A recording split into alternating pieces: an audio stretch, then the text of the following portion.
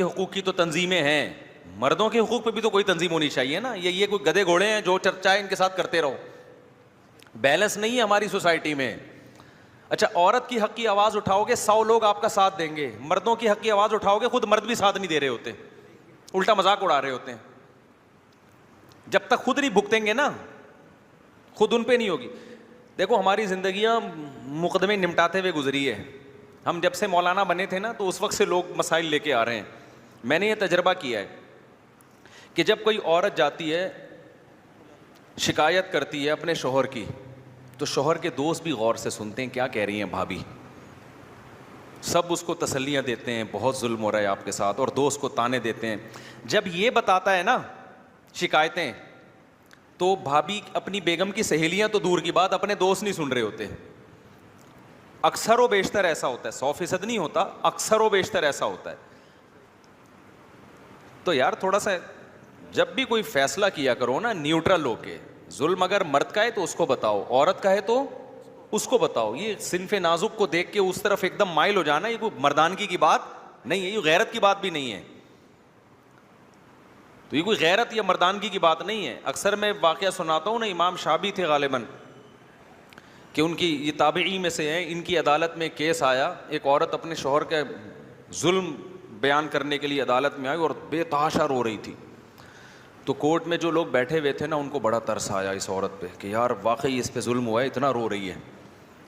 تو انہوں نے امام شافعی سے کہا کہ امام شافعی تھے, یہ پتہ نہیں کوئی مشہور قاضی شریح تھے غالباً, مشہور قاضی اس دور کے. تو ان سے کہا کہ حضرت اس پہ واقعی بڑا ظلم ہوا, اتنا رو رہی ہے یہ, اس کی فریاد رسی کریں. وہ بڑے زبردست قاضی تھے. انہوں نے کہا کہ یوسف علیہ السلام کے جو بھائی تھے نا, بچے کو جب کنویں میں ڈال کے آئے تھے روتے ہوئے ہی آئے تھے, وہ بھی ہنستے ہوئے نہیں آئے تھے. صحیح ہے نا. تو رونا جو ہے یہ دلیل ظلم نہیں ہے, یہ حق پر ہونے کی دلیل نہیں ہے. بعض دفعہ واقعی عورت کے ساتھ ظلم ہوتا ہے, وہ بالکل صحیح رو رہی ہوتی ہے, بعض دفعہ ویسے ہی رو رہی ہوتی ہے. مرد جب اپنے اوپر ہونے والے ظلم کو بیان کرتا ہے, اس کو جو ظلم ہو بھی رہا ہوتا ہے تو رونا نہیں آ رہا ہوتا عام طور پہ, اس کو عام طور پہ بعض دفعہ آ بھی جاتا ہے, بعض دفعہ نہیں رونا آ رہا ہوتا. تو ظلم دونوں پر ہوتا ہے, عورت پر بھی اور مرد پر بھی. لیکن جو خدا کا خوف رکھنے والے لوگ ہیں وہ کبھی کسی کی یک طرفہ حمایت نہیں کرتے. سمجھتے ہو کہ نہیں سمجھتے؟ اچھا ایک بات یہاں اور سن لو موضوع سے متعلق, پھر میں آگے چلتا ہوں. جب آپ اپنی بچیوں کو گھر سے رخصت کرتے ہو, کیا ہوتا ہے, بیٹی آتی ہے روتے ہوئے, ہاں ہو یہ ہو گیا, ایک دم جذباتی نہ ہو جایا کرو.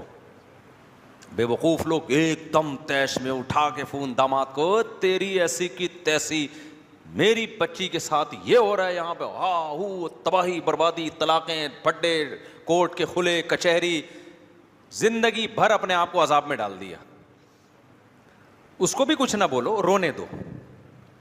جب آئی ہے نا روتے, میں اب آپ کو اسٹائل بتاتا ہوں, ٹھیک ہے نا, پورا سبق پڑھانا پڑتا ہے. بچی آئی, ہاں میرے ساتھ یہ ہو گیا, ہاں, تو آپ سوچو ہو سکتا ہے ہو رہا ہو, لہذا ہم یہ نہیں کہیں گے بچی کو کہ تو غلط کر رہی ہے, ڈرامے کر رہی ہے. بھائی ہو سکتا ہے ہو رہا ہو, اور یہ بھی ہو سکتا ہے کہ نہیں ہو رہا ہو.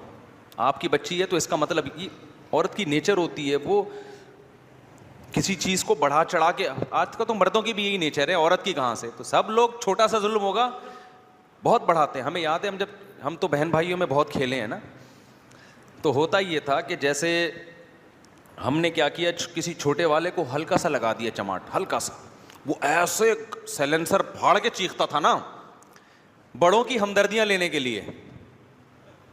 میرے ساتھ ایسا ہوا, میں نے اپنے چھوٹے کو ایک دفعہ, بہت چھوٹے تھے ہم لوگ, ہلکا سا لگا دیا کھیل میں, وہ جو چیخا ہے ہاں وہ, میں نے کہا میری, اب میں بڑوں سے پٹا پھر.